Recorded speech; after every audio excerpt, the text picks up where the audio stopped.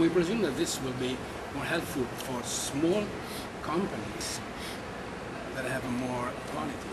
It will be helpful for people which can sell better products but has less money to invest in advertisement if they focus on quality. So this will be, and this will be helpful for the consumers as well. It does level the playing field a bit. It means that you cannot simply buy a brand, make your company into a brand by spending and spending and spending on advertising. Because one of the things that customer conversations do when we talk about a product is undo the advertising. So they'll say, I'm thinking about getting this car because I understand it's very safe, or that it drives really well. And that may be true, but it may not be. And if it's not, the customer conversation is exactly about those things. And I'll say, you know, I got it because I thought it was going to be good for my children or safe, and it's really not. Here's my experience with it.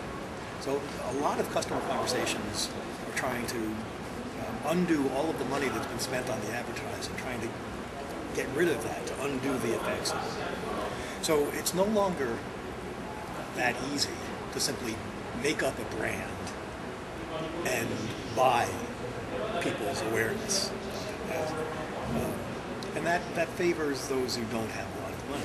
It's one reason why marketers over the past, it's not just the web that's doing this, but over the past 20 years there's been a little less talk of brand and a little more talk of reputation. Because brand is something you do to people, whereas reputation is something you earn.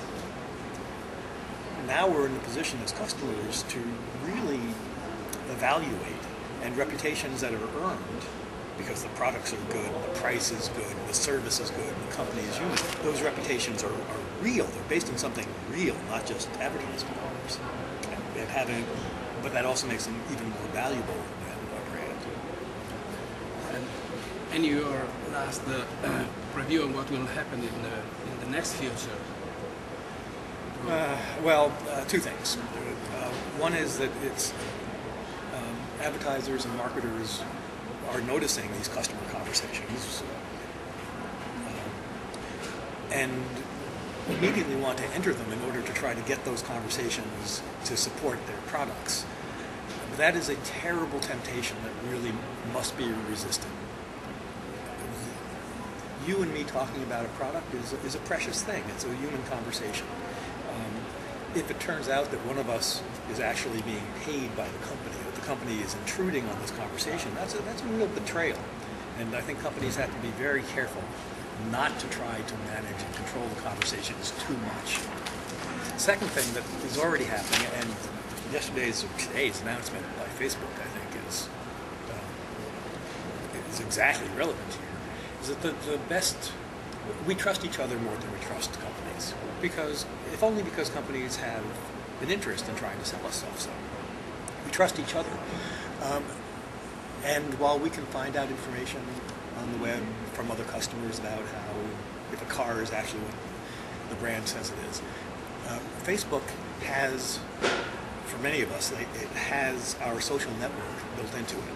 Our friends are there, which makes it extremely easy for us to find out, not just from the world at large of customers, but from our friends, what they think of this or that product. That is the most valuable information. It's the best source of information possible as a customer.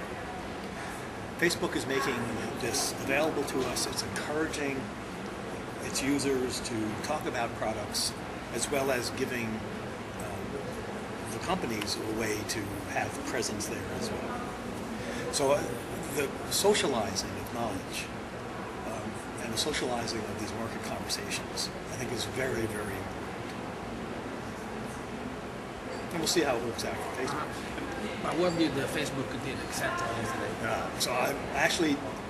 It's too new and I haven't had a chance to get all the details, but they are enabling an advertising model that encourages, I'm not exactly sure how, Facebook users to recommend the products that they use to one another.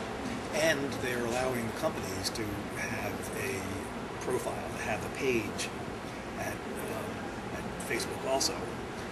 so that they can do some advertising, and I'm not sure exactly in what form, to the people who are recommending their brand.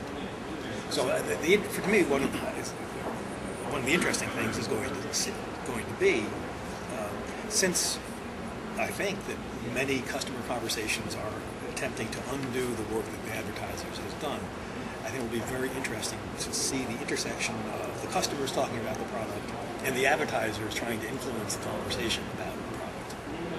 Seeing all that occur at once. So the corporation don't have to try to go inside this conversation between consumers and say. So they have to check this conversation and try to tape and try to pursue the quality after this tracking of conversation. Is this what you mean? So what do they have to do? Outside of Facebook, or yes, outside of Facebook. So they know that there is this conversation. They don't have to fake the conversation. So what do they have to do? Just to check? First of all, we haven't invented it yet, so I don't know. But there are some successful things that companies are doing that I think actually help the conversation. We know that some companies are hiring bloggers and others to say good things about them. That corrupts the conversation. That is a form of corruption, and I think it's a serious one. The joy of the web, much of it is in speaking with others and trusting them.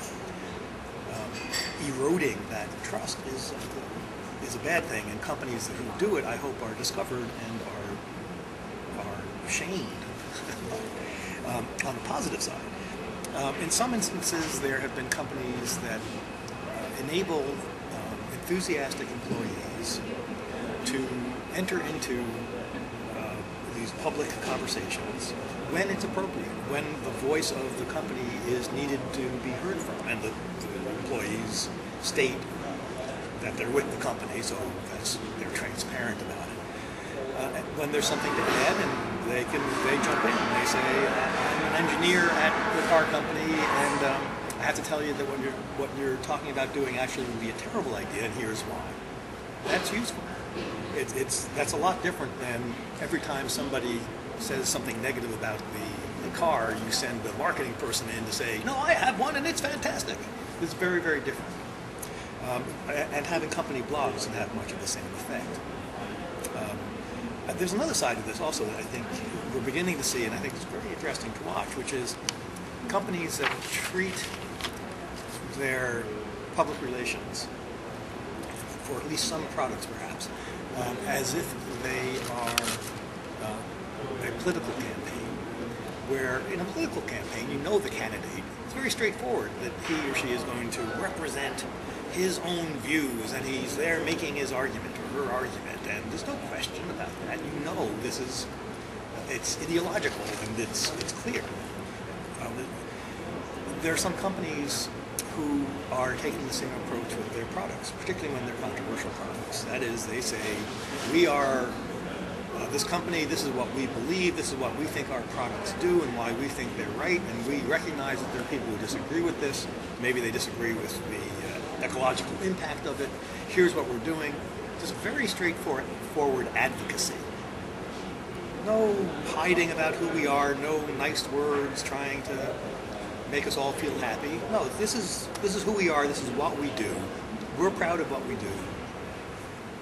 If you disagree, we'll argue with you about it, just as a political candidate will debate you about it. That's an interesting approach. Thank you very much. Oh, my pleasure. Very interesting.